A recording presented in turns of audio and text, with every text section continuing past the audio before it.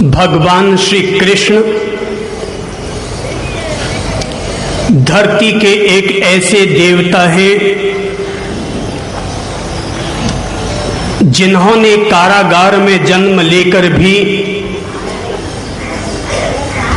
मानव जाति को मुक्ति का संदेश प्रदान किया था। भगवान श्री कृष्ण एक ऐसे शांति दूत हैं जिन्होंने युद्ध के मैदान में भी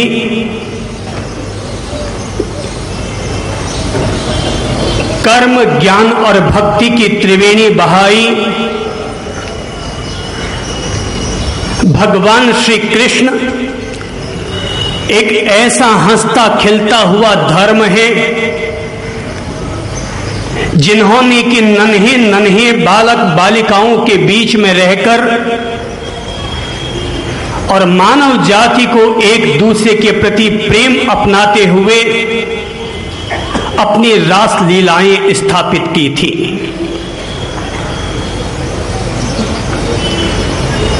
भगवान श्री कृष्ण तो उस परम शक्ति का नाम है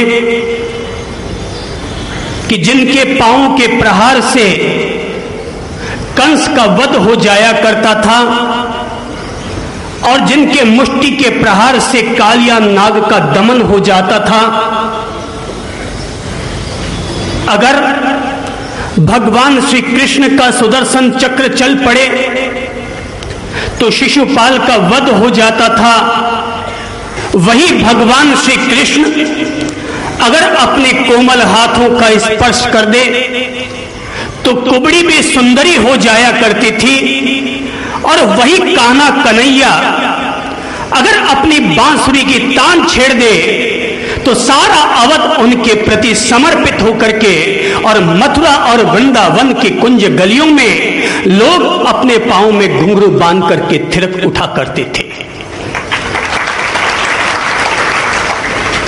भगवान श्री कृष्ण अगर किसी के घर में जाकर के माखन चुरा लेते तो उसकी गायों के दूध 2 गुना और 4 गुना बढ़ जाया करता था। और अगर भगवान श्री कृष्ण किसी के माथे पर रहने वाली माखन की मटकी फोड़ देते तो उसके जन्म जन्मांतर के पापों की मटकी फूट जाया करती थी। भगवान श्री कृष्ण अतीत के देवता हैं, भगवान कृष्ण वर्तमान के भगवान हैं और भगवान श्री कृष्ण आने वाले कल के भावी आधार है। अगर इस भारत का रखवाला, इस हिंदुस्तान का गौरव, इस संसार को प्रेम और शांति का पाठ पढ़ाने वाला धरती पर अगर कोई महापुरुष हुआ है तो वो है भगवान श्री कृष्ण। भगवान कृष्ण जिन्होंने अपने जीवन में न तो कभी एक माला का जाप किया, न ही कभी बैठ करके ध्यान और साधना की और न ही किसी सन्यासी की तरह पर्वत गुफाओं में बैठ करके प्रभु का भजन किया। भगवान श्री कृष्ण न कोई जप करने वाले महापुरुष हुए और न कोई ध्यान साधना करने वाले महापुरुष। जिस व्यक्ति ने कभी भी एक दफा भी ईश्वर का स्मरण न किया हो लेकिन फिर भी वो दुनिया में, इस ब्रह्मांड में ईश्वर की तरह पूजा गया, इसलिए क्योंकि वह स्वयं ही ईश्वर का दूसरा रूप था। भगवान श्री कृष्ण अपने आप में ईश्वर का ही दूसरा रूप है। इसीलिए भागवत कहती है कि कृष्ण तो गोविंद स्वरूप है, कृष्ण तो स्वयं भगवान स्वरूप है। कृष्णस्तु भगवान स्वयं, कृष्ण तो स्वयं ही अपने आप में भगवान हैं। और यही कारण है एक भक्त को तो भगवान की उपासना करनी पड़ती है किंतु भगवान को किसी भगवान की उपासना नहीं करनी पड़ती, वरन भगवान तो स्वयं भक्तों के दिल में आकर के बस जाया करते हैं। जब सूरदास ने भगवान श्री कृष्ण और राधा की मंगल प्रार्थनाएं संपन्न की थी तो भगवान श्री कृष्ण और राधा उनके सामने प्रत्यक्ष हुए और आकर के राधा ने कहा कहो सूरदास, हम तुम्हारी भक्ति से प्रसन्न हैं, तुम हमसे क्या मांगना चाहोगे? सूरदास ने कहा, मां राधे, जिंदगी में आज तक कभी भी भगवान से मांगने की इच्छा न हुई, पर आज जब स्वयं भगवान साकार होकर के अपने भक्त के सामने आए हैं तो केवल एक ही दिलासा है, एक ही जिज्ञासा है कि इस अंधे को आंख मिल जाए तो भगवान के साकार रूप का दर्शन कर लूं। अंधे को आंख मिल जाए तो भगवान के साकार रूप का सामने दर्शन हो जाए। राधा सूरदास से अति प्रसन्न थी और कहा, तथास्तु। और राधा के आशीर्वाद से सूरदास को आंख मिल गई। और जैसे ही सूरदास को आंख मिली, सूरदास को इस बात की प्रसन्नता नहीं थी कि अंधे को आंख मिल गई। सूरदास को केवल इसी बात का आत्मभाव पैदा हो रहा था कि आज भगवान का साकार रूप सामने देखने को मिल गया। पलक न झपकाए, लगातार देखता रहे, देखता रहे, देखता रहे, देखता रहे और भगवान को देखकर आंखों से आंसुओं की धार बहाता रहे और उन आंसुओं की धार से भगवान के चरणों का अभिषेक करता रहे। और तब जब काफी वक्त बीत गया तो कृष्ण ने कहा कि सूरदास, अब तुम तृप्त हो चुके हो, मैं भी तुम्हारी भक्ति से बहुत प्रसन्न हूं। मैं जाते जाते तुम्हें एक और वरदान देना चाहता हूं। राधा ने तुम्हें आंखें दी है, मैं भी तुम्हें एक वरदान देना चाहूंगा। सूर ने कहा, भगवान, अगर आप मुझ पर हकीकत में अगर संतुष्ट हैं तो मैं चाहूंगा कि राधा ने जो मुझे आंखें दी है वो आंखें आप वापस ले लीजिए, क्योंकि जिन आंखों से मैंने भगवान को देख लिया, अब उन आंखों से इस दुनिया को देखने की कोई तमन्ना नहीं। और तब उस काना कन्हैया लाल बांके बिहारी वल्लभ ने तब कहा था कि सूर, तूने इतनी बड़ी बात कही है कि इस बात को सुनकर के आज के बाद काना कन्हैया का निवास किसी बैकुंठ धाम में नहीं होगा, वरन काना कन्हैया का धाम ऐसे गरीब गुरबे बहरे गूंगे अंधे और गौ माताओं के बीच होगा, जहां पर कि दुनिया जाकर के उनकी सेवा करके और भगवान की पूजा और अर्चना कर सके। काना कन्हैया अपने आप में संसार का सबसे खूबसूरत नाम, चाहे जिस नाम से पुकारो और चाहे उसका नाम बिगाड़ भी क्यों न दो, कृष्ण कहो, काना कहियो, नटवर कहियो, गिरधारी कहियो, गोवर्धन लाल कहियो, चाहे जितने उसके नाम पलट पलट कर कहो, मगर हर चीज में रंग तो वही एक ही होगा। उस दिव्य दीदार का तो ऐसे लगता है कि जैसे सारे संसार का सारा माधुर्य और सारा दिव्यत्व उसी में आकर के साकार हो गया है। इसीलिए मैंने कहा कि कृष्ण कोई वैराग्य का संदेश देने वाले महापुरुष नहीं हैं। कृष्ण कोई योग साधना का प्रवर्तन करने वाले महापुरुष नहीं हैं। कृष्ण तो अपने आप में हंसता खिलता हुआ एक धर्म है, एक ऐसा हंसता खिलता हुआ धर्म जो आदमी को मिठास से बोलना सिखाता है, भाई भाई के बीच में प्रेम और मिठास देना चाहता है, और घर और समाज और परिवार के बीच में मिठास की मिश्री घोल करके लोगों को जीवन का रसास्वादन करवाना चाहता है। भगवान कृष्ण का तो सब कुछ मधुर है। उस बांके बिहारी लाल का मुकुट देखो तो मोर पांख सुंदर है, मुकुट देखो तो मुकुट सुंदर है। उस बांके बिहारी की अगर किसी पर नजर गिर जाए तो उसकी नजर भी सुंदर और माधुर्य का रस टपकाती है, और अगर वो अपने मुंह से गीता तो क्या, एक बांसुरी भी अगर बजाते हैं तो सारी दुनिया को अपने वश में कर डालते हैं। उस आदमी का तो सब कुछ ही अपने आप में माधुर्य से टपक रहा है। ऐसे लगता है कृष्ण, तुम कृष्ण नहीं, तुम अपने आप में माखन मिश्री के एक जीवंत पिंड हो। कृष्ण, तुम अपने आप में माखन मिश्री के ज्योतिर्लिंग हो। अधरम मधुरम वदनम मधुरम नयनम मधुरम हसितम मधुरम हृदयम मधुरम गमनम मधुरम मधुराधिपते अखिलम मधुरम मधुराधिपते अखिलम मधुरम मधुराधिपते अखिलम मधुरम। उस माधुर्य के अधिपति का तो सब कुछ अपने आप में मधुर मधुर मधुर है, सब कुछ मधुर है। और यही कारण है कि वो माधुर्य जब जब भी याद किया जाएगा धरती को मिश्री का स्वाद मिलेगा। वो धन्य है जो आंखें रोजाना सुबह उठकर भगवान कृष्ण के दीदार किया करती है। वे कंठ धन्य हैं कि जो कंठ सुबह उठ करके श्री कृष्ण गोविंद शरणम मम का पाठ किया करते हैं। वे कान धन्य हुआ करते हैं कि जिन कानों के द्वारा ओम नमो भगवते वासुदेवाय के मंत्र श्रवण किए जाते हैं। सच्चाई तो यह है, तुम बोलो तो भी धन्य, सुनो तो भी धन्य, और देखो तो भी धन्य, पूजन करो तो भी धन्य, अनुगमन करो तो भी धन्य, श्रवण करो तो भी धन्य, और सब में उसी प्रभु को देखो तो भी धन्य। हर हाल में जिसका नूर हम सब लोगों को आनंद देता है उसका नाम क्या है? कृष्ण।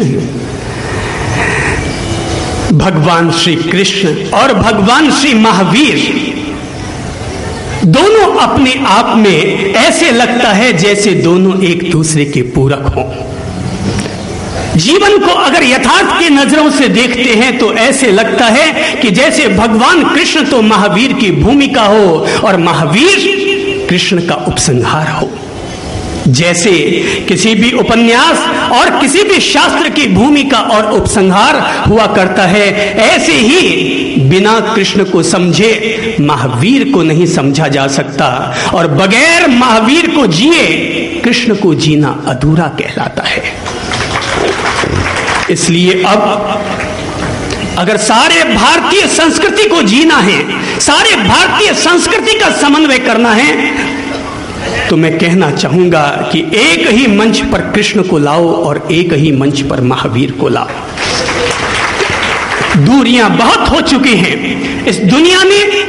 पिछले 5000 साल में धर्म के नाम पर लड़ लड़ कर क्या पाया है ये तो दुनिया खुद सोचे। लेकिन मैं कहना चाहूंगा कि अगर पिछले 2500 साल तक हम लोग लड़ते रहे हैं तो कृपा करके केवल 25 साल तक एक हो जाइए, और आप देखिए कि आने वाले 25 साल के बाद में भारत का भविष्य क्या बनता है।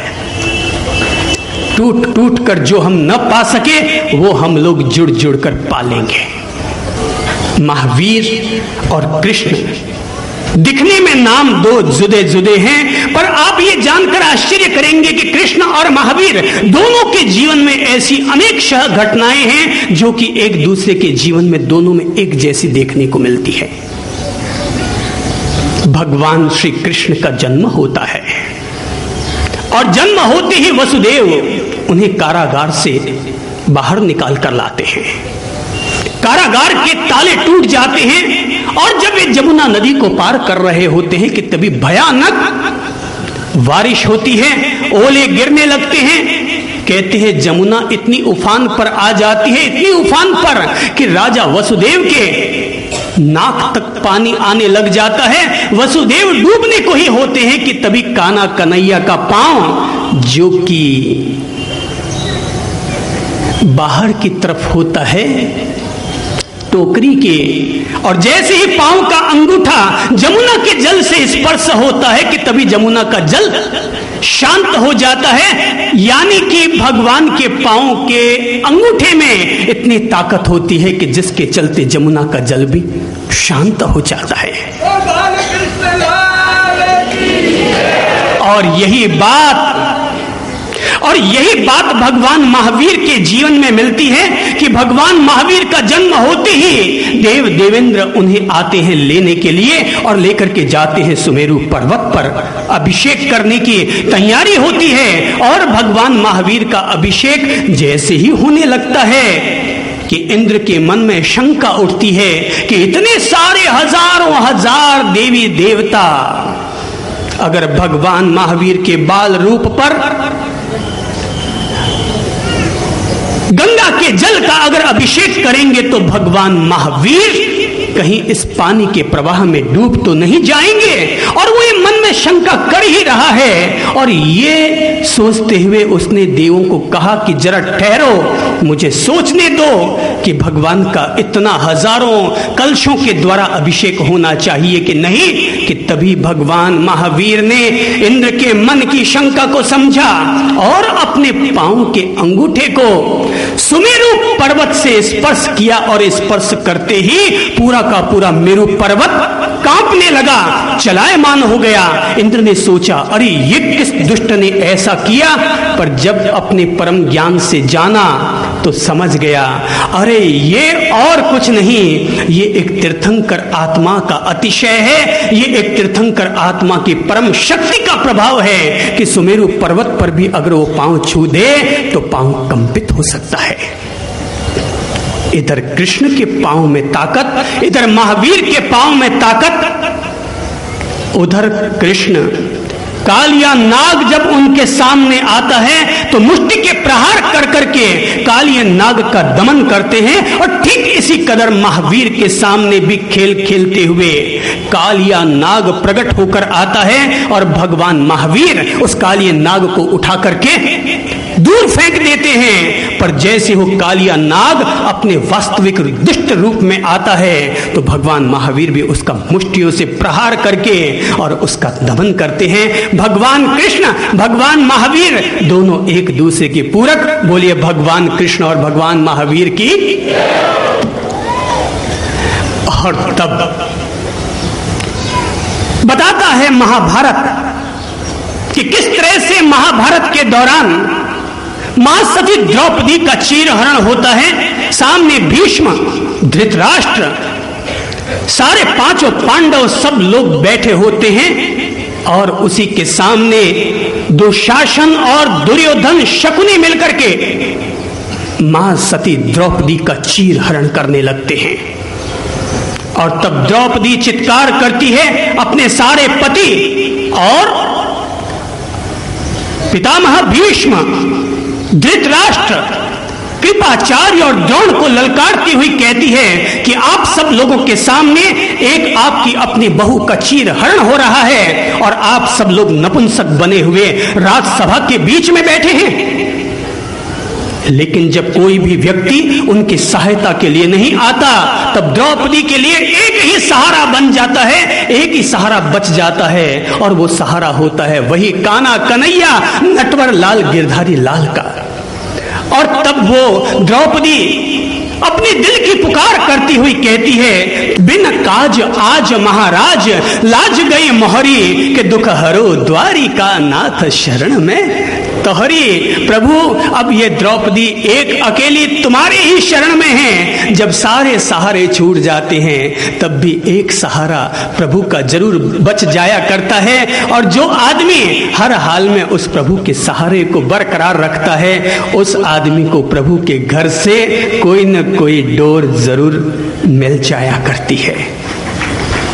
तुम अगर प्रभु के नाम पर दौलत लुटाकर देखो तो सही, तुम्हारे घर के खजाने कैसे भरते हैं। तुम भगवान के रास्ते पर चल के देखो तो सही, भगवान किस तरह से तुम्हें अपनी छाती से लगा लेते हैं। अरे अगर तुम भगवान का पूजन करते हो तो अपनी आंखों से आंसू की धार उसके लिए बहा कर तो देखो तो सही, वो तुम्हारे जन्म जन्मांतर की पीड़ाओं को हर लिया करते हैं।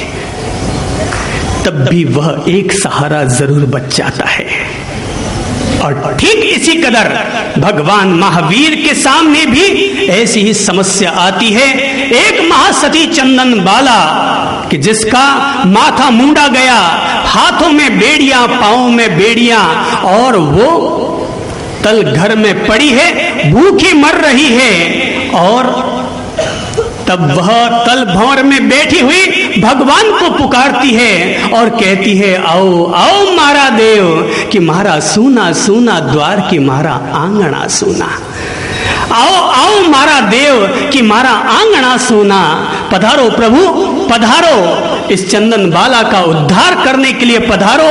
और तब भगवान महावीर उस चंदन बाला का उद्धार करने के लिए उस तल भंवर के द्वार पर पहुंच जाते हैं। और जो महिला हाथों में हथकड़ियां और पांवों में बेड़ियां पहनी हुई कि जिसको कि तल भंवर में रख दिया जाता है, एक राजा की राजकुमारी होने के बावजूद जो हाट में बिकी, माथा मुंडा, लेकिन फिर भी वो नवकार मंत्र का स्मरण करते हुए प्रभु को पुकार रही है, तो कहते हैं भगवान महावीर उसके द्वार पर आते हैं। और न केवल द्वार पर आते हैं वरन उसके जन्म जन्म का दुख हर लेते हैं। इतना ही नहीं, भगवान महावीर की पहली शिष्या भी तब चंदन बाला ही बनती है।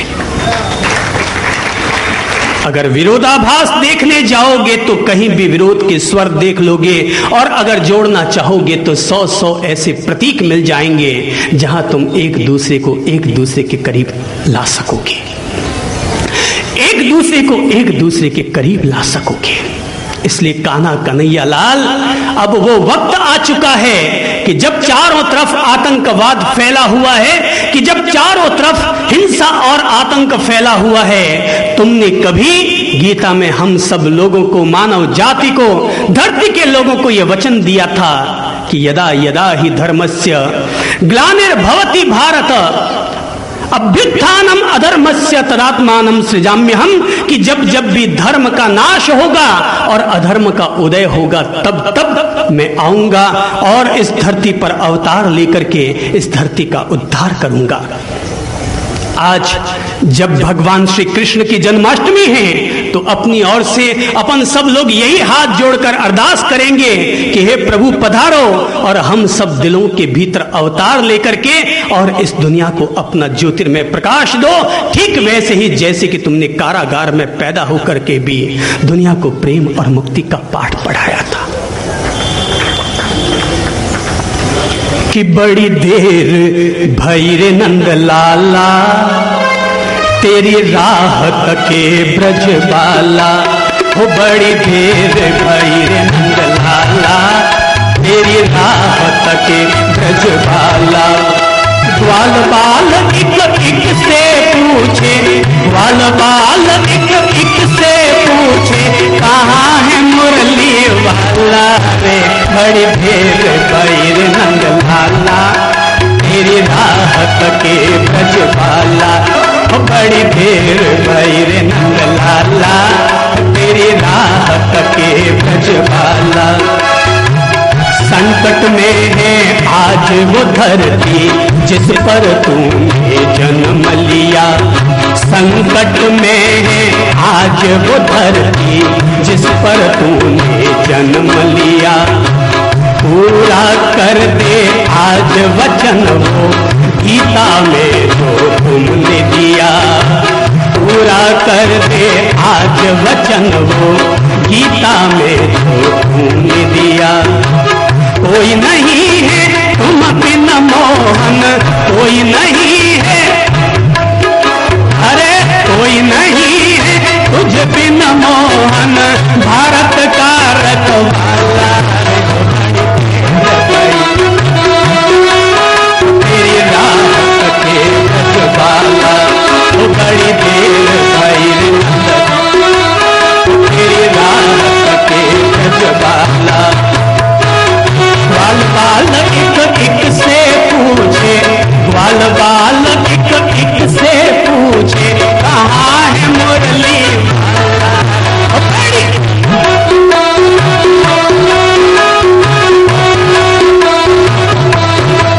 अब तो आनंद लेते हैं अपन लोग उस बांके बिहारी लाल का, उस कान्हा कन्हैया लाल का, उस माखन चोर का। अरे चोर तो दुनिया में सारे ही हैं, कोई वित्त चोर होता है और कोई चित्त चोर होता है। चोर चोर तो सारे ही चोर हैं। अरे किसी का दिल चुराओ तो बात समझ में आए, किसी की अंटी चुराई तो क्या चुराई। और जो लोग इस दुनिया में जीते हैं और दुनिया में जीकर भी अभी तक जीने की कला ना समझ पाए, उन्हीं लोगों के लिए भगवान कृष्ण एक महानतम पवित्र संदेश देते हैं। और उनका वही संदेश आज के युग में गीता के नाम से मशहूर है। एक ऐसी गीता जो कि सारे भारतीय धर्म दर्शनों का प्रतिनिधित्व करती है। सच्चाई तो ये है कि अगर संपूर्ण भारत के संपूर्ण शास्त्रों को किसी एक शास्त्र में अगर देखना हो तो वो एक अकेला शास्त्र है गीता। गीता में वेदों का सार है, गीता उपनिषदों की कुंजी है, गीता में आगम और त्रिपिटकों का आनंद में मिलता है। सच्चाई तो यह है कि अगर गीता को जैन धर्म का सार भी कहा जाए तो कोई दिक्कत नहीं होगी। गीता तो अपने आप में भारतीय शास्त्रों की नींव है, नींव।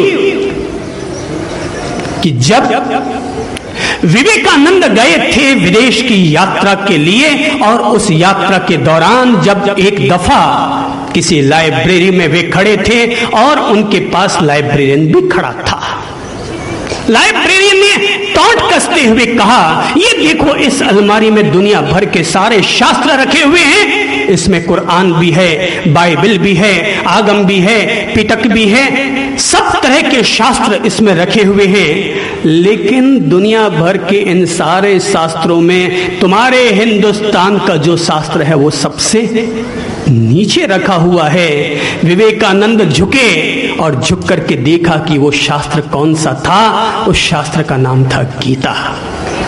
और तब जिस लाइब्रेरी में टिप्पणी कसी थी, टॉन्ट कसा था कि तुम्हारा शास्त्र सबसे नीचे है, तब विवेकानंद ने दुनिया के सामने गीता को स्थापित करते हुए कहा था कि गीता सबसे नीचे नहीं है, हकीकत तो यह है कि गीता ही दुनिया के सारे शास्त्रों की वो नींव है जिस पर कि दुनिया के सारे शास्त्र खड़े हैं। गीता ही वो नींव है कि जिस पर कि दुनिया के सारे शास्त्र टिके हुए हैं। इसलिए गीता किसी गडरिये का गीत नहीं है, गीता अपने आप में जीवन का गीत है। गीता अपने आप में जीवन के संघर्षों को झेलने का गीत है। गीता अपने आप में खोए हुए आत्मविश्वासों को लौटाने का गीत है। जिस आदमी के जीवन में निराशा, हताशा, घुटन, मानसिक अवसाद, कोई भी तरह की मानसिक उलझन क्यों न हो, मैं कहना चाहूंगा वो व्यक्ति प्रतिदिन गीता का कोई भी एक पन्ना खोले और उसके दो श्लोक पढ़ ले। स्वयं मैं अपने आप पर मानता हूं कि मुझ पर गीता का ऋण है। मैं अपने आप पर मानता हूं कि गीता का मुझ पर ऋण है और इसीलिए मैं गीता पर इतनी आस्था के साथ बोलता हूं। और बात तब की है कि जब मैं माउंट आबू की तरफ जा रहा था और माउंट आबू पर यात्रा करते वक्त किसी ने मुझ पर मूठ फेंकी। मूठ एक तांत्रिक विद्या होती है। किसी ने मुझ पर मूठ फेंकी और मुझे खून की उल्टी होने लगी। मैं वहीं पर ही मांस का लोथड़ा होने लगा कि तभी मेरी छठी इंद्रिय जागृत हुई। मेरी आदि पराशक्ति ने मुझे प्रेरित किया, वत्स जागृत हो, देख तुझ पर क्या आ रहा है। और मैं तत्काल खड़ा हुआ। उस पराशक्ति ने मुझे कहा, कहीं से भी आग की व्यवस्था कर और आग के द्वारा इस मूठ का काट कर। पास में ही एक चाय की दुकान थी, वहां पर लकड़ियां जल रही थी। अचानक मुझे आग दिखी और मैं उस आग के घेरे में आ गया और जैसे ही मैंने आग को अपने चारों तरफ घुमाया कि मूठ का वहीं पर काट हो गया। मूठ का वहीं पर काट हो गया। लेकिन फिर मैं बड़ी मुश्किल से पहाड़ पर चढ़ा। मेरा बहुत खून बह चुका था, लेकिन उसके बाद हालत मेरी इतनी पतली हो गई, मैं भय की ग्रंथि से इतना अधिक ग्रस्त हो गया कि अगर हवाएं भी तेज चलती तो पेड़ों की झुरमुट के बीच में आने वाली हवाओं को देखकर भी मुझे ऐसा लगता जैसे फिर कोई मूठ आ रही है, फिर कोई मूठ आ रही है। मैं आतंकित हो गया। रात को सोता तो रात को 2 बजे भी अगर तेज हवा आती तो मैं चौंक जाता, मेरी नींद खुल जाती। बड़ा परेशान हो गया। मैं माउंट आबू की यात्रा करके वापस पिंडवाड़ा की तरफ बढ़ा और जब पिंडवाड़ा में एक मूर्ति वाले के घर पर मैं पहुंचा था, रात को वहां पर विश्राम लेने के लिए मेरे संत लोग पीछे आ रहे थे। मैं अंदर घुसा, जगह मांगी। उसने कहा, साहब बड़ा सौभाग्य कि आप आए और हमारे घर में विश्राम करेंगे। उस व्यक्ति ने कमरा खोल दिया।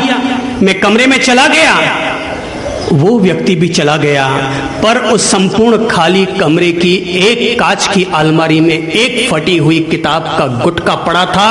मैंने उस किताब को उठाया और किताब को उठाकर जैसे ही पन्ना पलटा कि दूसरे अध्याय पर मेरी नजर पड़ी, क्योंकि वो किताब, वो फटी हुई किताब कोई और नहीं थी, वो गीता थी। और जैसे ही उसके दूसरे अध्याय पर मेरी नजर पड़ी, एक ही श्लोक मैंने पढ़ा और एक श्लोक ने मुझे प्रेरित कर डाला, आत्मझंकृत कर डाला और मुझे गीता ने प्रेरणा दी, ओ मेरे पार्थ, तू अपने चित्त को, अपने हृदय को इस तरह नपुंसक मत बना। तू आ, कर्तव्य मार्ग के लिए खड़ा हो जा, सन्नद्ध हो जा युद्ध के लिए। आ, मैं तुम्हारे साथ हूं, मैं तुम्हारे साथ हूं। और ये श्लोक जैसे ही मैंने पढ़ा, मैं चौंक उठा, मेरा खोया हुआ आत्मविश्वास मुझ में लौट आया, मेरी भय की ग्रंथि इस श्लोक को पढ़ करके टूट गई। और ये श्लोक था, क्लैब्यम मास्म गमः पार्थ नई तत्वम युपपद्यते क्षुद्रम हृदय दौर्बल्यम त्यक्तोत्तिष्ठा परम तप। हे परम तपस्वी, ओ मेरे पार्थ, तू घबरा मत, अपने हृदय को इस तरह से नपुंसक मत बना, तू आ, युद्ध कर, मैं तुम्हारे साथ हूं। और मैं हर किसी इंसान को इसी श्लोक का आह्वान करते हुए कहूंगा, चिंता मत करो, घबराओ मत, खड़े हो जाओ, लग जाओ अपने काम के लिए, क्योंकि प्रभु तुम्हारे साथ है। किसी व्यक्ति के साथ उसका प्रभु है, उसका परमेश्वर है। तुम अगर अपने आप को नपुंसक बना बैठोगे तो प्रभु तुमसे दूर हो जाएंगे, और तुम अगर पूरे आत्मविश्वास के साथ अपने कर्तव्य कर्म के लिए अगर सन्नद्ध हो जाओगे तो प्रभु तुम्हारे साथ है। विश्वास रखो, कोई और है जो तुम्हारे साथ है, कोई और है जिसके द्वारा तुम आगे विकास करते हो। जब एक व्यक्ति चल रहा था जो कि प्रभु का परम भक्त था, और प्रभु का परम भक्त होने के नाते उसे हमेशा ऐसा ही लगा करता कि जब जब वो चलता है तो उसके साथ साथ दो पांव और चला करते हैं, दो पांव और चला करते हैं। तो देखता कि जब जब भी वो बड़ा प्रसन्न होता, बड़ा खुश होता, तब तब दो पांव की छाया और दिखाई देती। मगर जब जब भी उसके जीवन में विपदा की वेला आ जाया करती, तब तब दो पांव गायब हो जाते और उसके चलते हुए दो पांव दिखाई दिया करते थे। तो एक दिन उसने भगवान से पूछा कि भगवान, ये मेरा अटल विश्वास है कि जब मैं चलता हूं तो तुम मेरे साथ होते हो, पर जब मैं सुख में होता हूं तब तो तेरे दो पांव मुझे दिखाई देते हैं, पर जब मैं दुख में होता हूं तो तेरे पांव कहां गायब हो जाते हैं प्रभु जी। तो भगवान ने कहा, मेरे मित्र, जब तुम सुख में होते हो तो मैं तुम्हारे साथ साथ चलता हूं, और जब तुम दुख में होते हो तो मैं तुम्हें अपनी गोद में उठा लेता हूं और तुम्हें अपने साथ लेकर चला करता हूं। गीता आत्मविश्वास देती है, गीता हर आदमी को अरिहंत बनना सिखाती है। गीता की यह पावन प्रेरणा है कि हर व्यक्ति अपने आप में अरिहंत बने। गीता व्यक्ति के अंतर मन को जीतने की आत्मा है। जो हमें हमारे अंतर मन को जीतने की कला देती है, उसी का नाम भागवत गीता है। और इसीलिए गीता हम लोगों को सिखाना चाहती है कि अपने जीवन के युद्ध के क्षेत्र में जीवन को जीना अपने आप में एक बहुत बड़ी तपस्या है। जीवन को जीना अपने आप में एक बहुत बड़ा युद्ध है, और जीवन को जीतना कोई मामूली बात नहीं है। गीता तो हमें भीतर में लड़ना और लड़ाना सिखाती है। कोई भी व्यक्ति ये ना समझे कि गीता हमें कहीं बाहर से लड़ना और लड़ाना सिखाती हो। कृष्ण अयुद्ध के प्रणेता है, वे युद्ध के प्रणेता नहीं हैं। कृष्ण शांति के देवदूत हैं, वे अशांति के पक्षधर नहीं हैं। कृष्ण तो प्रेम के अवतार हैं, वे किसी भी दुश्मनी का बखेड़ा नहीं खड़ा करते। इसीलिए कृष्ण ने अंतिम चरण तक यही चाहा था कि युद्ध टल जाए, और जो भी व्यक्ति शांति में विश्वास रखता है और जो भी व्यक्ति कृष्ण में अपनी आस्था रखता है, उस व्यक्ति का पहला कर्तव्य यही होना चाहिए कि घर में शांति हो। यदि किसी भी तरह का सैक्रिफाइस करके अगर तुम्हारे घर में शांति रहती हो तो तुम्हारे लिए वही बलिहारी है। भाई भाई अगर आपस में लड़ते हो तो क्या यह धर्म कहलाएगा? सास और बहू अगर आपस में झगड़ते हो तो क्या यह शांति और सामायिक कहलाएगी? धर्म की शुरुआत प्रेम से होती है, धर्म की शुरुआत शांति और मोहब्बत से हुआ करती है। और इसीलिए कृष्ण ने अंतिम चरण तक यही प्रयास किया था और जाकर के कहा था कि अगर तुम लोग 5 गांव भी 5 पांडवों को दे दो तब भी यह युद्ध टल सकता है। लेकिन जब दुर्योधन, दुशासन, धृतराष्ट्र, जिन्होंने अंतिम चरण में यह भी घोषणा कर डाली थी कि कृष्ण तुम तो 5 गांव की बात करते हो, अरे 5 इंच तो क्या 1 इंच जमीन भी हम अपने चचेरे भाइयों को नहीं देंगे, तब कृष्ण ने कहा था कि लगता है कि विनाश काले विपरीत बुद्धि, कि जब किसी भी व्यक्ति का विनाश का क्षण आता है तो अपने आप वो अपनी किसी भी बात पर दुराग्रह कर बैठता है। और तब कृष्ण युद्ध के मैदान में भी अगर पहुंचते हैं तो इस संकल्प के साथ ये कृष्ण मार्गदर्शन तो कर सकता है पर शस्त्र नहीं उठा सकता।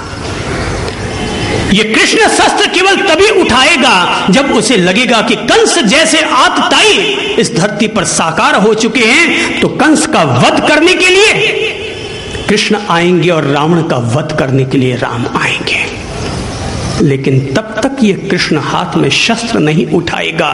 और यही कारण है कि शिशुपाल ने अगर कृष्ण का 99 बार अपमान किया तब भी कृष्ण ने शस्त्र न उठाया, पर 100वीं बार गलती करने पर ही कृष्ण का सुदर्शन चक्र चला था।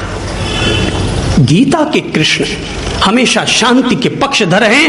वे अगर केवल युद्ध की प्रेरणा देते हैं तो कोई भी पागल ये न समझ ले कि कृष्ण ने युद्ध का पक्ष लिया होगा।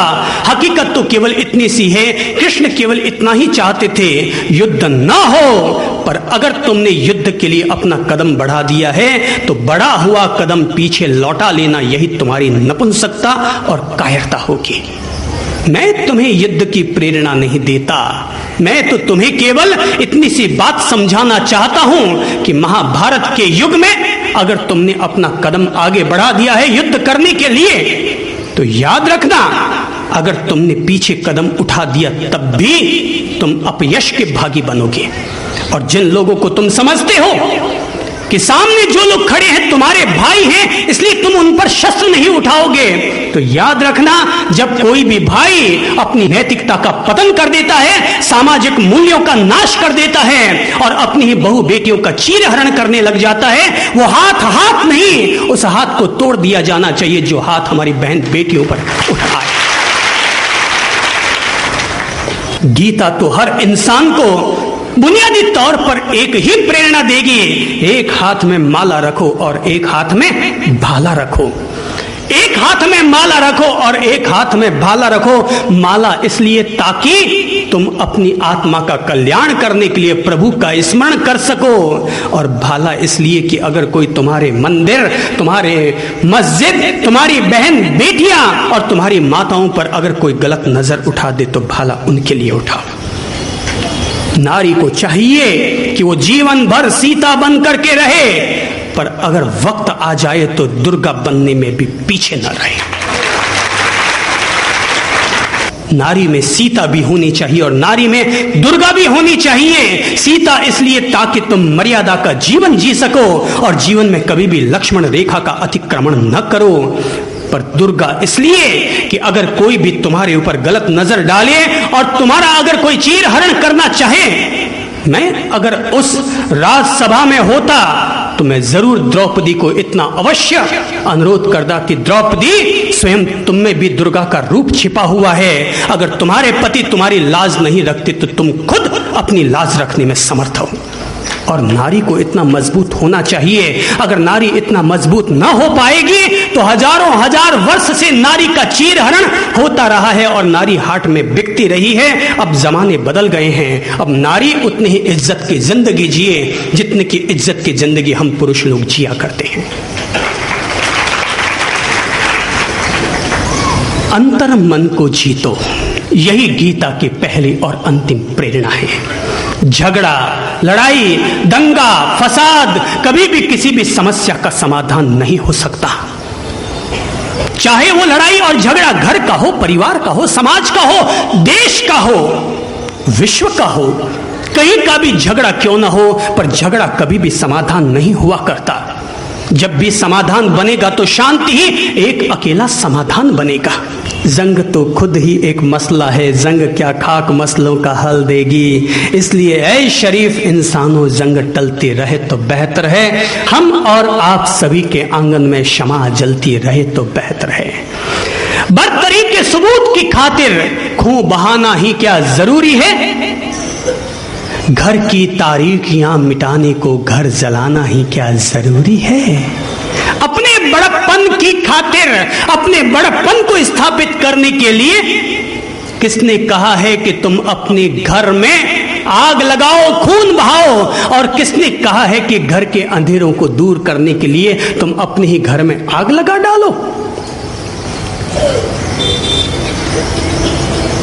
आओ इस पीरा वक्त दुनिया में ऐसी जंगों का इंतजाम करें, अमन को जिससे तकवीयत पहुंचे ऐसी जंगों का इंतजाम करें। अगर ऐसा कुछ होता है तो ये गीता के संदेश हम सब लोगों के लिए कल्याणकारी हो सकते हैं। हम सब लोगों के लिए गीता के संदेश अपने आप में इस धरती का निर्माण करने वाले, कायाकल्प करने वाले हो सकते हैं। दुनिया में शास्त्र कोई भी क्यों ना हो, अगर मानव जाति उन शास्त्रों को ग्रहण करेगी तो शास्त्र सत्य स्थापित करेंगे और ग्रहण न करेगी। और अगर केवल हम आपस में लड़ते और झगड़ते रहे तो वही शास्त्र इंसान के लिए शस्त्र का काम करने लग जाएंगे। रोशनी है इन शास्त्रों में। वाणी चाहे महावीर की हो, चाहे कृष्ण की हो, वाणी चाहे बुद्ध की हो या मोहम्मद की हो, नानक की हो या कबीर की हो, वाणी सबकी पवित्र है। जो ग्रहण कर ले उसका घर सुधरेगा और जो ग्रहण न करेगा उसके घर में ग्रह लग जाएगा। मैं गीता का समर्थन करता हूं और मैं चाहता हूं कि हर घर में 3 शास्त्र जरूर रहने चाहिए। पहला शास्त्र रामायण का, ताकि घर घर में भाई भाई के बीच आदमी जीना सीख सके। महाभारत को अपना आदर्श कभी मत बनाना। महाभारत को कभी भी अपना आदर्श मत बनाना। आदर्श जब भी बनाना हो अपने जीवन का तो रामायण को अपना आदर्श बनाना। महाभारत हमारी हकीकत है पर रामायण हमारे जीवन का आदर्श है। राम और भरत कैसे अपना जीवन जी गए, ऐसा जीवन तो जिया जाना चाहिए। पर दुशासन और युधिष्ठिर अपना कैसा जीवन जी गए। अगर दुशासन ने जैसा अपने भाई के साथ किया वैसा अगर हमने जीना शुरू कर दिया तो हमारे घर में भी महाभारत हो जाएगा। पर राम और भरत के बीच में किस तरह से भरत ne राम के लिए अपना त्याग कर दिया, इस तरह से अगर आपने अपने घर में त्याग किया तो आपके घर में रामायण का निर्माण हो जाएगा। रामायण को आदर्श बनाओ। महाभारत हकीकत है पर दूसरा शास्त्र है गीता, ताकि व्यक्ति अपनी दैनंदिनी जीवन को जीते हुए, व्यक्ति ताकि अपने व्यापार के मार्ग को जीते हुए, जीवन के संघर्षों को जीते हुए जब जब भी अपने मन को शिथिल और नपुंसक कर बैठे तब तब वो गीता पढ़े, ताकि उसके मन का आत्मविश्वास फिर से उसके पास लौट आए। और तीसरा शास्त्र जिन सूत्र रखा जाए ताकि व्यक्ति अपना आध्यात्मिक जीवन किस तरह से जी सके, इसके लिए वो आदर्श बनाए उसे। जीवन में पहले चरण में राम को जियो, जीवन में दूसरे चरण में कृष्ण को जियो और जीवन में तीसरे चरण में महावीर को जियो। अगर हम यह एक व्यवस्था, यह एक सिस्टम रखेंगे तो आप तीनों महापुरुषों के विशिष्टताओं को अपने जीवन में आसानी से जीत जाएंगे। पहले चरण में अगर महावीर को जीना चाहेंगे तो फेल हो जाएंगे। पहले चरण में अहिंसा, अपरिग्रह, अनेकांत को नहीं जिया जा सकता, इसलिए पहले चरण में राम को जियो और दूसरे चरण में कृष्ण को जियो और तीसरे चरण में महावीर को जियो। हर दिन ऐसा दिन हो जब इस धरती पर राम और कृष्ण जैसे लोग पैदा हों और हर दिन धरती पर ऐसे लोगों का मरण हो जिनका मरण महावीर की तरह निर्वाण का महोत्सव। हर दिन ऐसे लोग पैदा हों कि जब राम और कृष्ण जैसे लोग करुणाशील और दयाशील और प्रेम और मोहब्बत के अवतार पैदा हों और हर दिन एक ऐसे महावीर का मरण हो ताकि व्यक्ति का निर्वाण महोत्सव हो सके। ऐसा जन्म हो, ऐसा मरण हो, और इस तरह से एक दूसरे की पूरकता करके हम अपने जीवन को पूर्णता प्रदान कर सकते हैं। गीता कहती है, गीता हम लोगों को प्रेरणा देती है। कृष्ण हमें सबसे पहले प्रेरणा ही यही देते हैं, कर्मण्येवाधिकारस्ते मा फलेषु कदाचन। सब लोगों को यह श्लोक याद होगा ना? हैं? बोलिए, कर्मण्येवाधिकारस्ते मा फलेषु कदाचन। कर्म करना तुम्हारा अधिकार है, फल देना प्रभु का अधिकार है। तुम केवल अपने कर्तव्य कर्म करते चले जाओ, फल उसका क्या मिलेगा इसकी कभी भी चिंता मत करो। अगर कोई भी व्यक्ति फल को देखता रहेगा, वह व्यक्ति कभी भी अपने जीवन में सुखी, संपन्न और संपत्तिशील नहीं हो सकेगा। फल वह देगा, तुम्हारा काम है कर्म करना। अपन सब लोगों को कर्तव्य कर्म करने चाहिए। प्रत्येक व्यक्ति को अपने अपने कर्म करने चाहिए। याद रखिए, मेरी बात पर वापस गौर कर दीजिए, और गौर इस बात का कीजिए कि केवल मेहनत ही मत कीजिए, केवल कर्म ही मत कीजिए, वरन अच्छे कर्म भी कीजिए। क्योंकि आदमी केवल मेहनत के बल पर संपन्न और सुखी नहीं हो सकता। सुखी और संपन्नता और सफलता पाने के लिए आदमी को आखिर पुण्याई भी चाहिए। अगर केवल मेहनत के बल पर आदमी संपन्न हो जाए तो सारे मजदूर संपन्न नहीं हो जाते। अगर केवल बुद्धि के बल पर आदमी सफल हो जाए तो सारे पंडित क्या सफल नहीं हो जाते? सफलता के लिए एक और औकात, एक और ताकत चाहिए, और वो ताकत है पुण्याई की ताकत। और ये ताकत तभी इंसान को मिलती है जब आदमी रोजाना अपनी ओर से 2 नेक काम जरूर करे। हर आदमी अपनी ओर से रोजाना 2 नेक काम अवश्य करे, और कुछ नहीं तो 2 मुट्ठी आटा निकालो, 4 रोटियां बनाओ और किसी जानवर को खिला दो। यही एक पुण्य कर्म कर लो। पुण्याई करोगे तो वापस भंडार भरेंगे, और पुण्याई से बचे हुए रहोगे। सोचोगे केवल मेहनत के बल पर, बुद्धि के बल पर कमा लूंगा, तो भाई साहब आप इंजीनियर तो बन सकते हैं, पर फैक्ट्री के मालिक नहीं बन सकते। फैक्ट्री के मालिक बनने के लिए तो आदमी की पुण्याई होनी जरूरी है, और पुण्याई ही आदमी को आगे बढ़ाती है। कर्मण्येवाधिकारस्ते मा फलेषु कदाचन। यही गीता का पहला संदेश है। और गीता का दूसरा संदेश है, ज्ञानाग्नि सर्व कर्माणि भस्मसात् कुरुतेर्जुन। हे अर्जुन, हे अर्जुन, तुम अपने जीवन में ज्ञान का दीप जलाओ ताकि तुम्हारे जीवन से अज्ञान का अंधेरा दूर हो। अज्ञानी व्यक्ति अहंकार का शिष्य होता है, और ज्ञानी व्यक्ति प्रकाश का गुरु हुआ करता है। अज्ञानी व्यक्ति थोथा अहंकार करता है, और ज्ञानी व्यक्ति पहले से ही अपने आप को झुकाकर रखता है। मेरे पास अभी 2 साल पहले की एक घटना सुनाता हूं, और यह घटना है दिल्ली विश्वविद्यालय के कुलपति की। ऐसा हुआ कि एक किताब, महाराज जी की किताब थी, विश्व प्रसिद्ध तीर्थ श्रद्धा और कला, और उसका इंग्लिश ट्रांसलेशन हुआ था। एक व्यक्ति ने उसका ट्रांसलेशन किया, और उस ट्रांसलेशन को चेक कराने के लिए मुझे पता चला कि यहां पर पास में ही दिल्ली विश्वविद्यालय के कुलपति रहते हैं, और वो इंग्लिश के बहुत अच्छे मार्तंड विद्वान हैं। तो उनसे अनुवाद चेक करवा लिया जाए, इसी भाव से उनको न्योता दिया। उन्होंने कहा मैं 4 से 5 बजे के बीच में आऊंगा।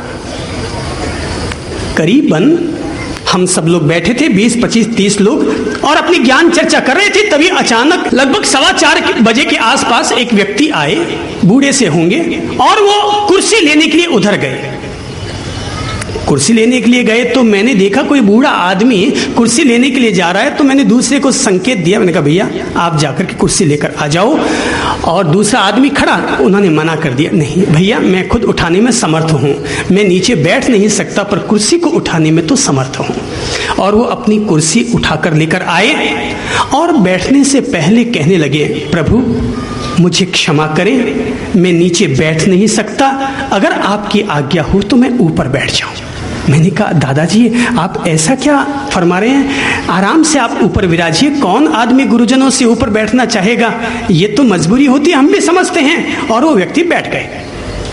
हम अपनी वापस बातचीत में तल्लीन हो गए। कोई आधा घंटा बीता होगा कि आधा घंटा तक वो सब लोग बातचीत करके जब चले गए तो आधा घंटा के बाद उस बूढ़े आदमी ने कहा, महाराज श्री आपने मुझे याद किया था, मैं सेवा में हाजिर हूँ। याद किया था आपका परिचय, और उन्होंने जब अपना नाम बताया तो मैं सुनकर के इतना आनंदित हुआ और मेरे मन में आया, एक विश्वविद्यालय का कुलपति इतना सरल है कि अपनी कुर्सी खुद जाकर लेकर आया और आधे घंटा शांति से, स्थिरता से, धीरज से बैठा रहा और एक बार भी ये नहीं कहा कि साहब मैं यहां पर आधे घंटे से आपके लिए फालतू बैठा हूं। मुझे लगने लगा यह आदमी सचमुच गुरु है। और जब चर्चा चलने लगी और एक शब्द पर मैंने उन्हें अर्थ पूछना चाहा तो वे चौंके और कहने लगे, साहब 3 दिन पहले ही पत्रिका में मेरा लेख छपा है, ये बात सच है और मैंने उसमें इस शब्द का प्रयोग किया है, पर मैंने कभी इस शब्द के अर्थ पर सोचा नहीं। जब मैंने उनसे पूछा इस शब्द का अर्थ क्या है, मन और मानस, मैंने पूछा मन, मनस और मानस, आपने इन 3 शब्दों का प्रयोग किया, इन तीनों में फर्क क्या है? एक देव पुरुष किसे कहा जाता है इसे मैं समझाना चाहूंगा, ज्ञानी किसे कहते हैं इसे मैं बताना चाहूंगा। उस आदमी ने सीधे सा मुझे ये कहा, प्रभु मेरे अज्ञान को क्षमा करें, मैं नहीं जानता कि इस शब्द का मौलिक अर्थ क्या होता है, आप मुझे बताने की कृपा करें। उस आदमी की जब मैंने भाषा सुनी, मैं खड़ा हुआ और मैंने खड़ा होकर के उस संत आदमी को मैंने प्रणाम किया। मैं खड़ा हुआ और मैंने उस संत आदमी को प्रणाम किया और मैंने कहा कि जीवन में ज्ञानी तो मैंने बहुत देखे हैं, लेकिन ज्ञानी होकर के भी किसी व्यक्ति में इतनी सरलता, इतनी मृदुता और इतनी विनम्रता मैंने पहली दफा देखी, इसलिए आप मेरे गुरु हुए। आप मेरे गुरु हुए और मैंने उन्हें प्रणाम किया। और अगर भगवान कहते हैं ज्ञानाग्नि सर्व कर्माणि भस्म सात कुरु तेर्जुना, हे अर्जुन अगर तुम अपने भीतर ज्ञान की ज्योति जलाते हो तो वो तुम्हारे जीवन के समस्त दुष्कर्मों और पाप कर्मों का नाश कर देगी। और जो व्यक्ति इस तरह से ज्ञानी बनकर के भी सरल हुआ करता है, वही व्यक्ति अपने भीतर के दुष्कर्मों और पापों का नाश किया करता है। ज्ञान की ज्योति गीता देती है, और गीता अगर तीसरा कोई संदेश देती है तो संदेश है सर्वधर्मान परित्यज्य मामेकम शरणम व्रजा, अर्थात तुम अपने जीवन के सारी सरपच्चियों का त्याग कर, अपने जीवन की सारी निराशा, घुटन, अवसाद सबका त्याग कर एकमात्र तू ईश्वर की शरण में चला आ, मैं तुम्हें थाम लूंगा। गीता कहती है तू अपने जीवन की निराशाओं, दुराशाओं, हताशाओं को छोड़ो और मेरे पास चले आओ, मैं तुम्हें तुम्हारे सारे पापों से, सारी निराशाओं से मुक्त कर डालूंगा। गीता का मूल संदेश ही भक्ति का है। गीता का मूल संदेश ही आदमी के भीतर प्रेम का वह फूल खिलाना है कि जो प्रेम इंसान को परमात्मा की पराकाष्ठा तक पहुंचाए। मैं मंदिर का दीप तुम्हारा, मैं मंदिर का दीप तुम्हारा, चाहे जैसे इसे जलाओ, चाहे जैसे इसे बुझाओ, इसमें क्या अधिकार हमारा, मैं मंदिर का दीप तुम्हारा। हे प्रभु मैं तो केवल तुम्हारे मंदिर का दीपक हूं, तुम चाहे तो इसे जलाओ और चाहे इसे बुझा डालो। एक आत्मसमर्पण करने वाला साधक और भगत तो केवल यही भाव रखेगा, प्रभु अब जैसा तुम्हें उचित लगे, मैं तो तुम्हारी शरण में आ गया, तुम्हें जैसा उचित लगे तुम वैसा करो। कभी गंग के सामने सम्राट अकबर ने समस्या पूर्ति रखी थी और कहा था एक लाइन देता हूं कि करो मिली आस अकबर की, इसकी पूर्ति की जाए, अर्थात 100 करो मिली आस अकबर की, अर्थात इस कारण से तुम्हें सम्राट अकबर की आशा करनी चाहिए। सब लोगों ने अपने अपने हिसाब से इस समस्या की पूर्ति की थी, लेकिन गंग कवि, राजस्थान के इस महान गंग कवि ने अपने ढंग से इसकी पूर्ति की थी। और तब उसने कहा था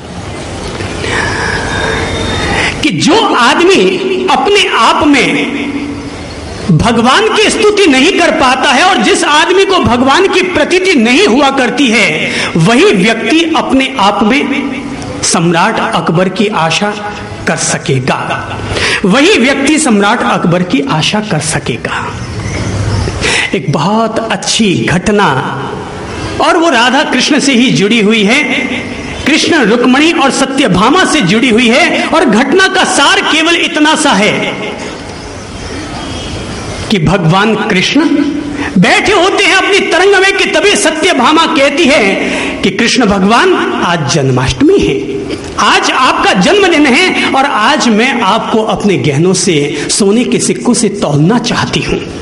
सत्यभामा ने कहा, हे कृष्ण, आज जन्माष्टमी है, तुम्हारा जन्मदिन है, मैं तुम्हें आज सोने के सिक्कों से और अपने गहनों से तौलना चाहूंगी। कृष्ण मुस्कुराए और कहने लगे, ठीक है, जैसी तुम्हारी इच्छा। कृष्ण भगवान की जितनी रानियां थी उनमें पटरानी सत्यभामा थी। सत्यभामा ने कहा कि तुम्हें तौलना चाहती हूं, तो कृष्ण मुस्कुराए और कहने लगे, ठीक है, तुम्हारी मर्जी। और सत्यभामा अपने सारे सोने के गहने लेकर आई, कृष्ण भगवान को दूसरी तुला पर बैठा दिया और सत्यभामा ने गहने रखने शुरू किए, मगर कृष्ण का पलड़ा हल्का ही नहीं हो रहा है। कृष्ण का पलड़ा हल्का ही नहीं होता है। उसने गहने रख दिए, सारे सोने ये रख दिए और राज भंडार लाकर के पूरा का पूरा। अरे कृष्ण का भार मुश्किल से 65 किलो होगा और कितना तौल के करेंगे, पर उसने तो कई मण भार रख दिए, सोने की सिलाएं रख दी, मगर फिर भी पलड़ा भारी न हुआ। सत्यभामा के पसीने छूट गए। पास में ही रुक्मणी बैठी थी। सत्यभामा ने कहा कि मैं तो हार गई, तू बड़ा कृष्ण कृष्ण करती है और खूब भगवान का नाम जपती है, तू तौल के बता दे। रुक्मणी ने कहा, भाभी, मैंने तो भगवान के नाम पर गहनों का ही त्याग कर रखा है। मैं तो केवल तुलसी की माला पहनती हूं और हाथ में भी तुलसी का दल ही मैंने तो धारण किया हुआ है, मेरे पास तो गहने हैं ही नहीं। सत्यभामा ने कहा, तेरे पास गहने नहीं तो क्या हुआ, अरे तू तुलसी से ही तोल ले, मगर आज तुम्हें तोलना तो पड़ेगा ही, आज भगवान का जन्मदिन है, मेरी इज्जत का सवाल है। रुक्मणी ने कहा, ठीक है भाभी, तुम कहते हो तो मैं तौल देती हूं, पर मुझे पता है कि मेरे गले में जो तुलसी की माला पहनी हुई है भगवान के नाम की, वो मुश्किल से 2 ग्राम की होगी, 4 ग्राम की, 5 ग्राम की होगी, इससे ज्यादा उसका भार नहीं हो सकता। पर जब वो और टॉन्ट कसने लगी सत्यभामा, तो रुक्मणी ने कृष्ण की ओर देखा और कृष्ण ने कहा, खड़ी हो जा। कृष्ण ने कहा, खड़ी हो जा। और तब रुक्मणी खड़ी हुई, तुलसी के पौधे के पास गई। श्री कृष्ण शरणम ममा, श्री कृष्ण शरणम ममा, श्री कृष्ण शरणम ममा कहती हुई 3 प्रदक्षिणा लगाई। तुलसी के पौधे के 4 पत्तियां उसने तुलसी की तोड़ी और पास में आई, भगवान श्री कृष्ण के पांव का स्पर्श किया और अंतर्मन में प्रभु को प्रणाम करते हुए तुला की दूसरी तरफ 4 पत्ते तुलसी के रख दिए। कृष्ण हल्के पड़ गए और तुलसी के पत्ते भारी हो गए। ये तुलसी के 4 पत्तों का कमाल है कि जिससे कि आप हमें तौला करते हैं, अपने माथे पर बिठाया करते हैं, अपने दिल में हमें आसीन किया करते हैं, जिससे प्रेरित होकर के हम लोग रोजाना आप लोगों के बीच आ जाते हैं और सत्संग की गंगा बहा देते हैं, सत्संग की सुवास आप लोगों के दिलों में फैला देते हैं और लोगों के जीवन में एक खुशबू फैल जाया करती है। हम आप लोगों के बीच कोई लाल बत्ती की कार लेकर नहीं आते, हम आप लोगों के बीच कोई लाल बत्ती लेकर नहीं आते, हम तो केवल एक अगरबत्ती लेकर आते हैं जो जलती है और आपके दिलों में जगह बना जाया करती है। एक संत रात को, आज भगवान कृष्ण का जन्मोत्सव है तो उसकी तैयारी करके मंदिर जी में पूरी तैयारी करके खूब 56 भोग लगा करके, और वो रात को सोया है और संत के सपने में भगवान कृष्ण आते हैं। ठीक है ना, कौन आते हैं? भगवान कृष्ण आते हैं और सपने में आकर कहते हैं, कहो भाई, आज जन्माष्टमी का दिन है, मेरे जन्मोत्सव पर तुमने तैयारी तो बहुत की है, तुम अपनी ओर से मुझे क्या देना चाहोगे? संत ने कहा, भगवान ये सारी मिठाइयाँ आपके लिए ही हैं, ये सारे पेड़े आपके लिए ही हैं और हम आपको ये सारी मिठाइयाँ समर्पित करते हैं। भगवान ने कहा, अरे वत्स, मुझे इन सब चीज़ों की ज़रूरत नहीं है। ये पेड़े लड्डू तो मैं तुम लोगों को देता हूँ, तब तुम सब लोगों का भरण पोषण होता है। तुम अगर उसमें से एक अंश मुझे चढ़ा देते हो तो कोई फर्क नहीं पड़ने वाला है। मैं तो अपनी जन्माष्टमी पर कुछ और तुम लोगों से चाहता हूँ। संत ने कहा, भगवान ये पूरा मंदिर आपके लिए समर्पित है, मंदिर के सारे गहने आपके लिए समर्पित हैं। भगवान ने कहा, भाई मुझे ये सब चीजें नहीं चाहिए, मुझे तो कुछ और दो। पुजारी ने कहा, भगवान ये मेरा पूरा मकान, मेरे बैंक बैलेंस सब आपके लिए। भगवान ने कहा, भाई मुझे ये भी सब चीजें नहीं चाहिए। पुजारी ने कहा, भगवान ये मेरा दिल, ये मेरा हृदय, ये मेरा अंतर्मन, ये मेरा पूरा जीवन ही आपके लिए समर्पित है। भगवान ने कहा, वत्स ये भी मुझे नहीं चाहिए, ये तो मैंने तुम्हें दिए हैं। तो भक्त ने पूछा, भगवान तो फिर आप ही बताइए कि आपको हम जन्माष्टमी के दिन क्या समर्पित करें।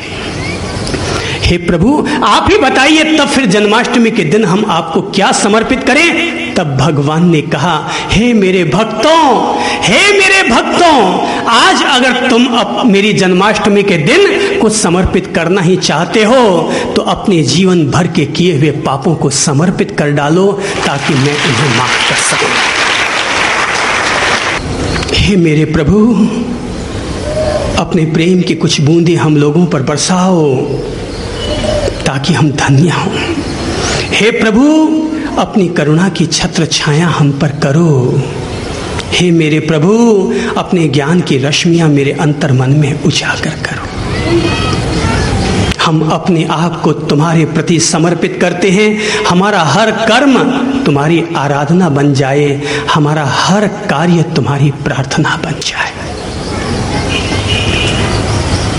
श्री राधे गोविंदा कि मन भजले हरि का प्यारा नाम है। श्री राधे गोविंदा कि मन भजले हरि का प्यारा नाम है। गोपाला हरि का प्यारा नाम है। नंद लाला हरि का प्यारा, सब लोग गाएंगे। श्री राधे गोविंदा मन भजले हरि का प्यारा नाम है। मोर मुकुट सिर गल बिच माला, केसर तिलक लगाए, केसर तिलक लगाए। वृंदावन की कुंज गलिन में, वृंदावन की कुंज गलिन मेरे सबको नाच नचाए, अरे सबको नाच नचाए। राधे गोविंदा मन भजले हरि का प्यारा। जमुना किनारे धेनु चरावे, माधव मदन मुरारी, माधव मदन मुरारी। अरे जमुना किनारे धेनु चरावे, माधव मदन मुरारी, माधव मदन मुरारी।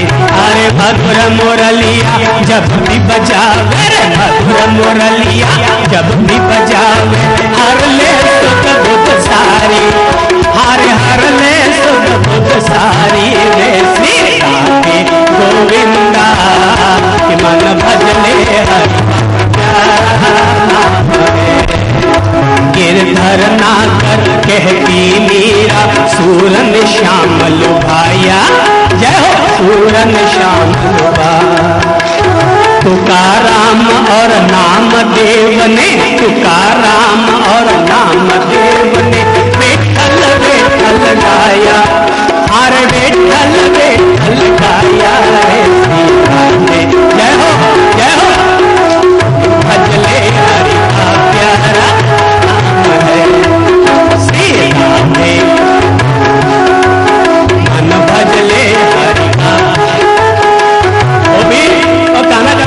राधा शक्ति बिना न कोई श्यामल दर्शन पावे, श्यामल दर्शन पावे। राधा शक्ति बिना न कोई श्यामल दर्शन पावे, जय हो, श्यामल दर्शन पावे। अरे आराधन कर राधे राधे, आराधन कर, आराधन कर,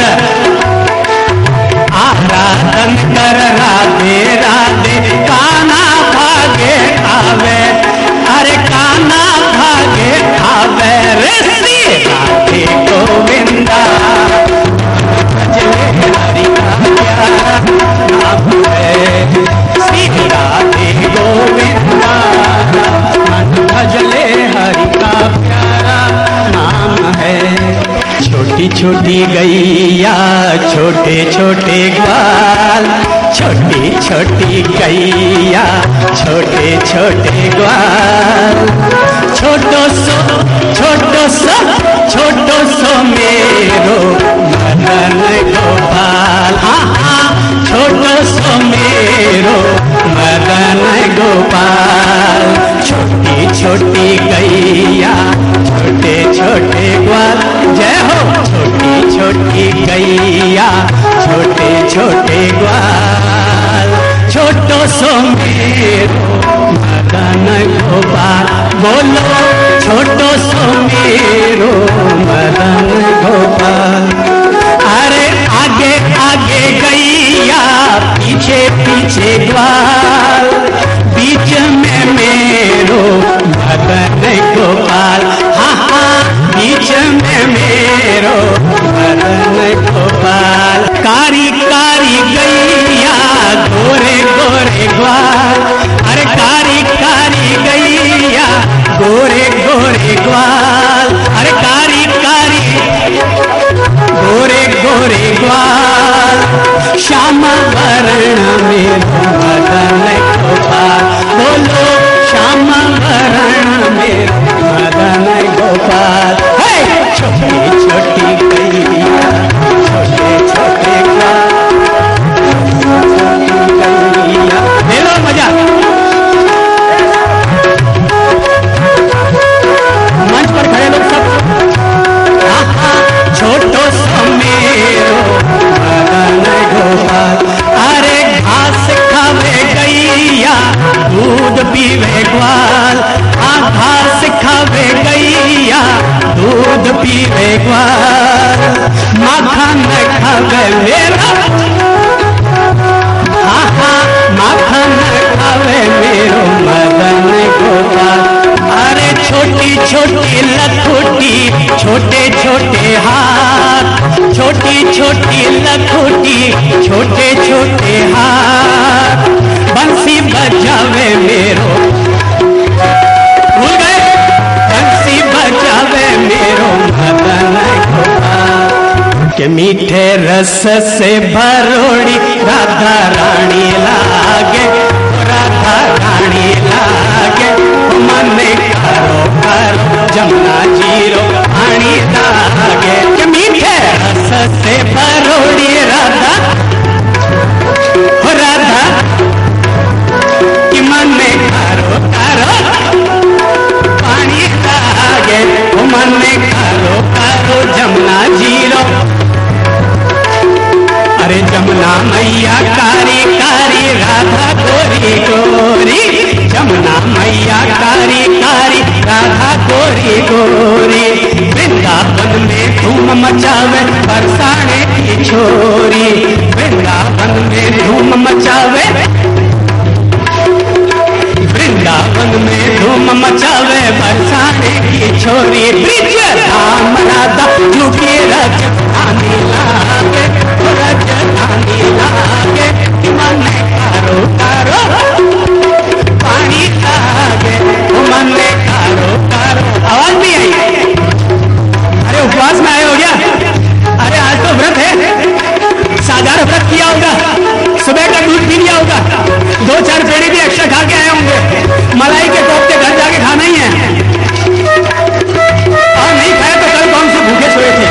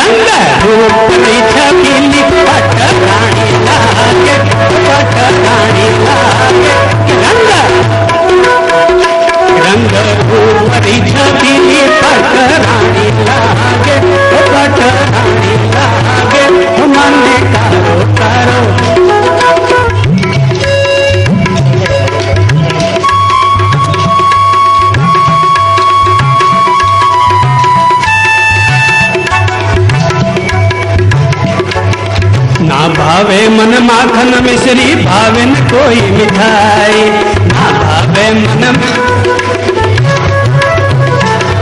मारी जी बढ़िया ने भावे अब तो राधा नाम मलाई, मारी जी बढ़िया ने कि वृष भानु की ललिता जय हो जय हो, वृष भानु की ललिता गुड़ खाने लागे, गुड़ खाने लागे कि मन कारो कारो पानी लागे, मन कारो कारो जमुना जीरो मीठे राधा रानी लागे, राधा रानी लागे कि मन कारो कारो, कि मन कारो कारो। राधा राधा नाम रटत है जे नर आठों याम, राधा राधा नाम रटत है जे नर आठों याम, इनकी बाधा दूर करत है राधा राधा नाम, इनकी बाधा दूर करत है राधा राधा नाम, कि राधा नाम में सफल जिंदगानी लागे, कि राधा नाम में सफल जिंदगानी लागे कि मन कारो कारो। भूल गए, अरे भूल गए। जय कन्हैया लाल की, हाथी दीना घोड़ा दीना और दीनी पाल की।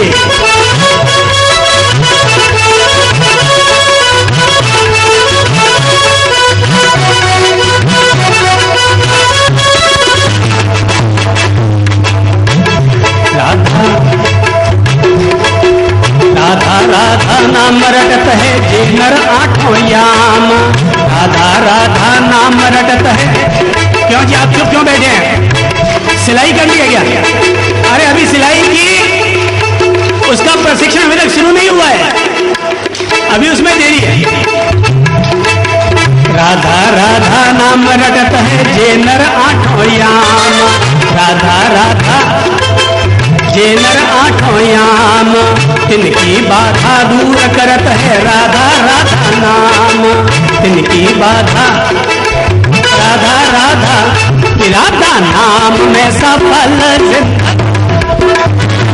जिंदगानी लागे, कारो जमुना जी पानी लागे, मन कारो कारो,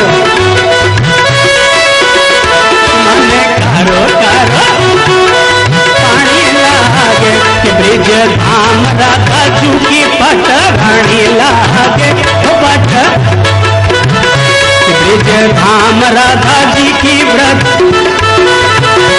पट रानी लागे, कि मन कारो कारो जमुना पानी लागे।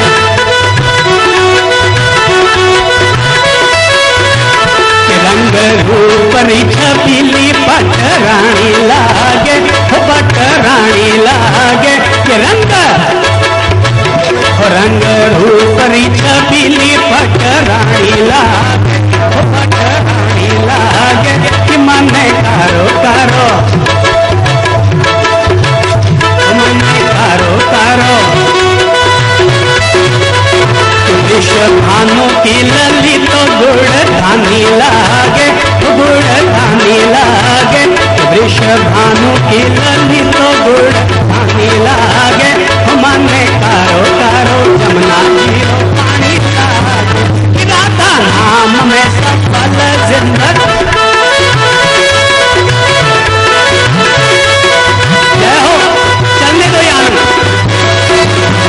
कि मीठे रस से भरोड़ी राधा,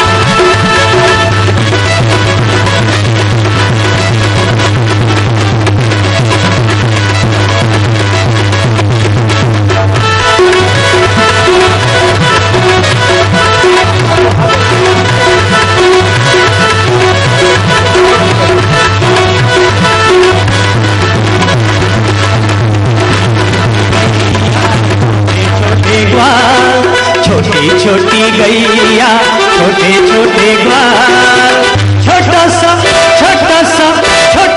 मेरो छोटो सो मेरो मदन गोपाल, छोटी छोटी सखिया मधुबन पाल, छोटी छोटी सखिया मधुबन पाल, अरे छोटी छोटी सखिया मधुबन पाल, रात रचावे मेरो रात रचावे मेरो मदन गोपाल।